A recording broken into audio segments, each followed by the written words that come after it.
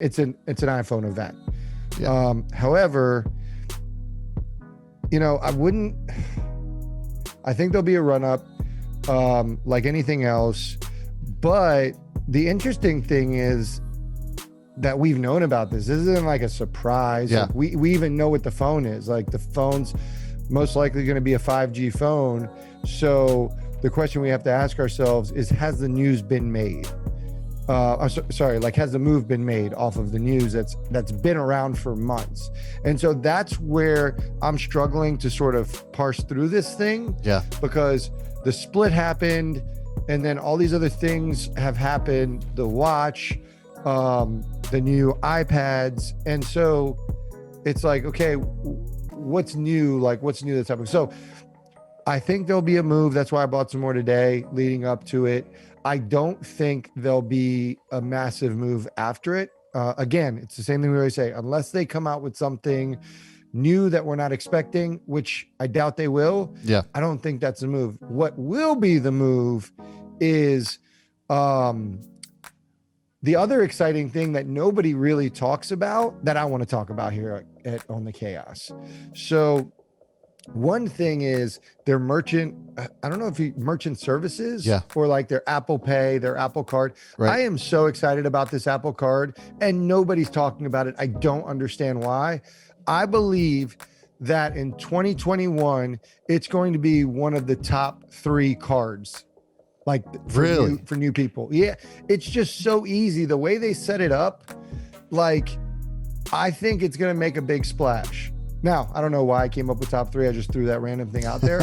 But like, when you Google search like cards, like with the best rewards, you'll usually see Southwest card up there. Usually American Express for business, but Southwest card is the one kind of you see all over the place. I think Apple ends up in that mix. They made it so easy. Everybody already has an iPhone. Yeah. It's pretty sexy.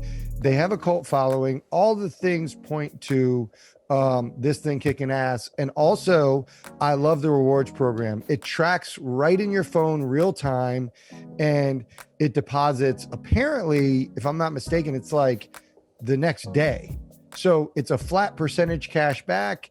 You get more points if you spend in the Apple Store. All that stuff's great. I'll shut up, but I'm excited about that going into, for the future. Yeah. I don't know if we'll hear about it this time around. I think if there's anything else on top of the iPhone 12 that we'll actually hear about, it'll probably be somewhere along the lines of the Apple's AirPods over ear, the over ear AirPods.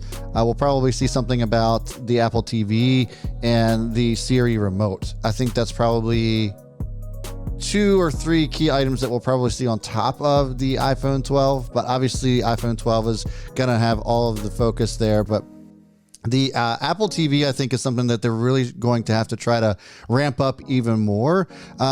There's just so much competition. I'm curious to see if they're actually going to be able to pull this off from a sustainability standpoint as far as the Apple TV is concerned, and really their Apple streaming service altogether.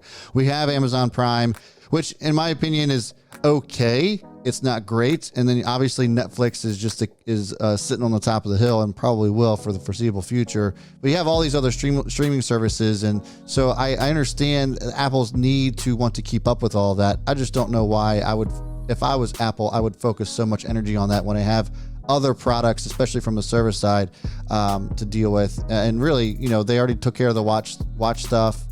I don't know. I just don't know why they would focus so much time and energy on the TV.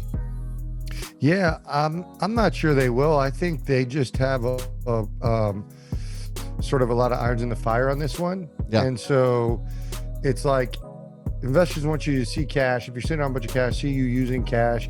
And I think they just see whichever one hits and move forward.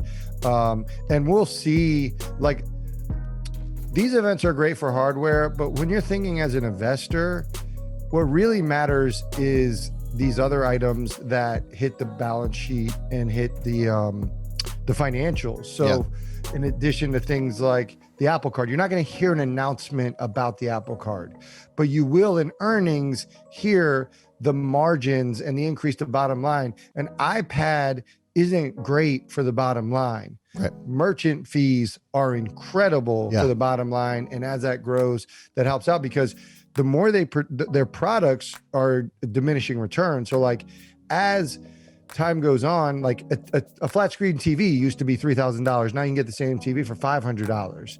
That's the game with hardware. Right. Whereas when you look at companies like Visa, their margins are ridiculous. Their net income is ridiculous. Oh, they're so insane. One thing I wanted to bring to the table is I pulled up this article from Motley Fool, and it was talking about the App Store dominance and the revenue in downloads compared to Google Play. And so Google Play has over 3 times the amount of downloads, but App Store does double the revenue. App Store does 19 billion, in quarter 3 revenue, did 19 billion. Google Play did 10 billion. Wow. And off of 8 billion downloads for Apple in Q3 and 28 billion downloads for Google Play, and that was in line with the previous year. So that's it. The revenue they bring in is incredible, and stuff like the App Store and Apple Card, Apple Pay, all that stuff is high margin stuff. That's what we need to hear about. Those are some crazy numbers from the margin standpoint. It's unbelievable just how much more money they're making essentially per transaction than Google is, and Google is smashing them when it comes to downloads. It's crazy to think like that. That blows my mind. Yeah, and Marcel's asking, is Apple still a buy at 115? If you want to talk about supports and resistances, I said at the beginning of this, I actually bought Apple today. So for me, it was a buy. Yeah. I think Apple's a buy as well. I think at the end of the day, bottom line is that we see Apple probably run up into this event. More importantly, we also have the holidays coming up as well. And historically, we see Apple run and move up in this thing. So is it a buy? First of all, we always say it's a buy, but in this particular case, if you're looking for the short term, we say yes. Look for this to move up above 115, and I think it does make a really nice move. So be on the lookout for that. Apple's a buy, always is, but in this particular case, especially, hope you guys feel the same way. Let us know in the comments down below if you feel differently.